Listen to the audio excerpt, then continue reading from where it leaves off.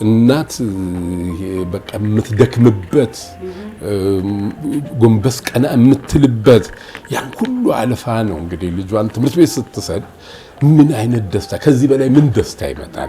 እንኳን ለእናት አይደለም ቀርቶ ለአባት። በዛን ጊዜ ልጆች ከሚመጡበት ኢንቫይሮንመንት አለ የቤተሰብ ትምህርት ቤቶችስ አካባቢ ደግሞ እንዴት አድርገን ነው የምንቀበላቸው ነው። ብዙ ትምህርት ቤቶቻችን ልናደንቅ ይገባል። በጣም ሳቢ በሆኑ ነገሮች ናቸው። ኢንተርቴይንመንት ልጆቹን በሚያስደስታቸው በሚችል ነገር ነው የሚቀበሏቸው። ልጆች ትምህርት ቤታቸውን እስከ መጨረሻው እየወደዱት እንዲሄዱ ያደርጋል። መምህራኖቻቸው በአሁኑ አጠራር ሚሶቻቸው ቅፍ አድርገው የቤተሰብን እናታዊ ወንዶችም ካሉ አባታዊ በሆነ ፍቅር ልጆቹን ሲቀበሏቸው ልጆቹ ሞር አለችልኝ አለልኝ የሚሉትን ስሜት እያዳበሩ ይመጣሉ። እሺ አመሰግናለሁ። ሁለተኛ ሲገቡ ትምህርት ቤቶችን ወላጆችን የመጀመሪያዋ ጊዜ ኢንቨስትመንት ለሚቀጥሉት ጊዜ ለሪተርናችን ትልቅ አስተዋጽኦ ያለው እንግዲህ ይሄ ነው። በጣም አመሰግናለሁ። በእውነት ከጠበቅኩት በላይ ነው። አንዳንድ ጊዜ የተለመዱ የሚመስሉ ትንንሽ ነገሮች ግን በጣም ብዙ ዋጋ የሚያስከፍሉ ነገሮች አሉና እዛ ላይ ትኩረት ባለማድረግ የምናወጣቸው ነገሮች ቀላል አይደሉም። እንደው ወስደን ለምናስረክባቸው ሚሶቻቸው የትምህርት እናት አባቶቻቸው ኃላፊነት ስንሰጥ ግን እንደው ትንሽ የመጨከን ዋጥ የማድረግ ነገር ቢኖርም የመማር ማስተማሩ ሂደት እነሱም እንዳይበሳጩብን ያግዘናል ብዬ አስባለሁ። ለነገሩ እንደው በጨዋታሽ ማላ ይሁን እንጂ ሲታመሙ እንኳን የመጀመሪያ ልጅና ሁለተኛ ልጅ ላይ ያለው ነገር አመለካከታችን መደንገጡ ምናምን እየቀረ መጀመሪያ ላይ ሲተኙ ሁሉ እናዳምጣለናል። የሚተነፍሱ አይመስለንም። በጣም እንጨነቃለን እንደወላጅ። በሁለተኛው ግን አይ ልጅ እየታመመ ነው የሚያድገው የሚል የሆነ የአእምሮ ጥንካሬ ይኖረናልና ምናልባት እንዳልሽው ለተለት የሚሰጠን ተፈጥሮ በራሱ የሚሰጠን የጥንካሬ ምንጭ ነው ብዬ ማስባለሁ። እንደው ሌላ የምትጨምሪልኝ ነገር አለ?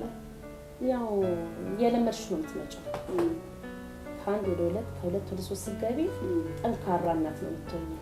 ትቋቋሚያለሽ። አሁን እንዳልሽው ራሱ አስተኝተሽ የመጀመሪያ ልጅ ታዳምጫለሽ። ተነፍሳለች አትተነፍስም የሚለውን ነገር። ሁለተኛውን ግን ተኝቷል ነው። ሶስተኛውን ላይ እንደዛው ነው ማለት ነው። እየለመድሽ ነው የምትመጪው።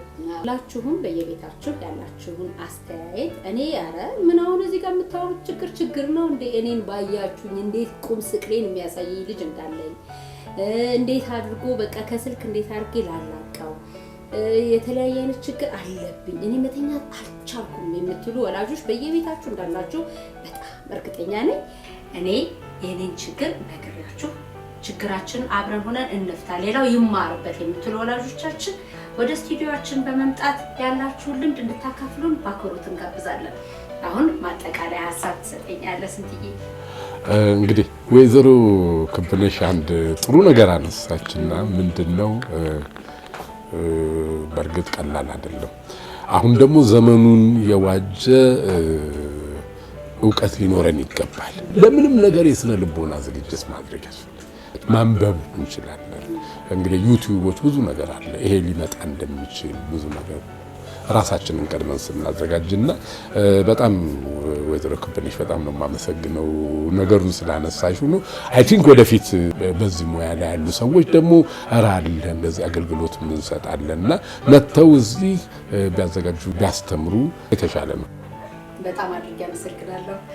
እንግዲህ ተመልካቾቻችን ዛሬ የተነሳው ርዕስ እንዲህ በቀላሉ እንዲህ በዚች ባጭር ሰዓት የሚከናወን ብቻ አይደለም። በየቤታችን ያለ ችግር በየአመቱ ትምህርት ቤት ላይ ስናስገባ የምናየው በጣም የሁላችንም ችግር ነው።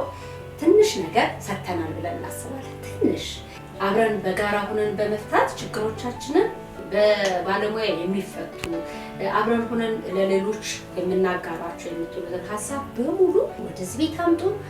እንግዲህ አብረን ሆነን ወደ እናንተ መልሰን እናደርሳለን። ልጆች ሲወርቁ ዓለም ትደምቃለች።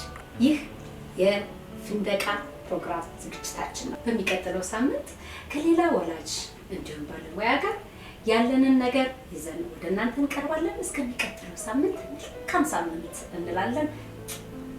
ቻው ቻው።